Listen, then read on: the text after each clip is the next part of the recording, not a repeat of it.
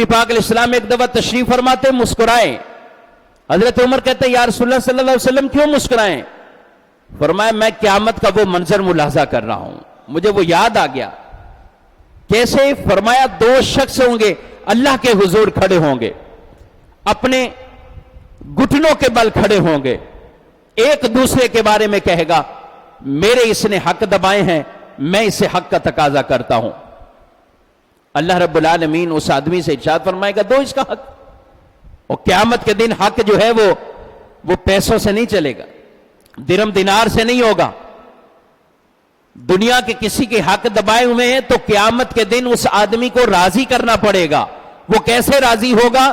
اپنی نیکیاں اس کو دے گا. وہ میں نے اتنے سال نمازیں پڑھی ہیں نا, یہ نمازیں لے لو, میرا حج لے لو, میرے صدقے لے لو, تم راضی ہو جاؤ. نیکیاں اس طرف چلی جائیں گی. اور جب آدمی کے پاس نیکیاں ختم ہو جائیں گی تو پھر دوسرے آدمی کے گناہ اس کے نامہ اعمال میں ڈال دیے جائیں گے. قیامت کے دن پھر اس طرح اس کا حق ادا کیا جائے گا. اس سے ڈرنا چاہیے اور دنیا کے اندر اس سے جو ہے وہ سبق حاصل کرنا چاہیے. تو اللہ ارشاد فرمائے گا کہ اس کو دو نیکیاں, کہے گا میرے پاس کوئی نیکی نہیں.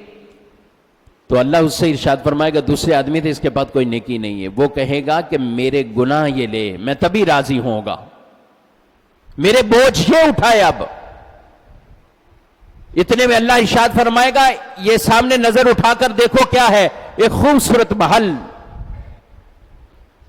موتیوں کا, سونے کا, جواہرات کا بہترین خوبصورت عالیشان محل نظر آئے گا. اللہ فرمائے گا یہ کیا ہے؟ کہے گا یا اللہ بہت اچھا محل ہے, بہت بڑا محل ہے. عرض کرے گا وہ آدمی یہ محل نبیوں کے لیے ہے, صدیق کے لیے ہے یا شہید کے لیے ہے؟ یہ کس نبی کے لیے ہے, یا صدیق کے لیے, یا شہید کے لیے؟ تو رب تعالیٰ ارشاد فرمائے گا یہ محل میں اس آدمی کو دوں گا جو اس کی قیمت کو ادا کرے. تو وہ آدمی پوچھے گا یہ رب العالمین اس کی قیمت کیا ہے اور کون ادا کر سکتا ہے؟ اللہ ارشاد فرمائے گا کہ اس کی قیمت اے بندہ مومن تو بھی ادا کر سکتا ہے, تو بھی اس کی قیمت دے سکتا ہے. وہ پوچھے گا کیا قیمت ہے اس کی؟ میں اس کی قیمت ادا کرنے کے لیے تیار ہوں, اس کی قیمت کیا ہے؟ تو اللہ ارشاد فرمائے گا اپنے اس بھائی کو معاف کر دے, اس معافی کے بدلے میں تمہیں جنت کا محل عطا فرماتا ہوں. اللہ اللہ فرمائے گا اس کو معاف کر اور اس معافی پر میں تمہیں یہ دوں گا. تو وہ فوراً کہے گا یا اللہ میں نے اسے معاف کیا, مجھے تو یہ محل چاہیے, میں کیوں اس سے جھگڑا کروں, میں نے معاف کیا, مجھے محل عطا فرما.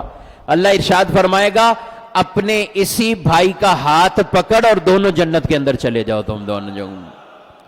یہ بھی رب کی شان کریمی ہے.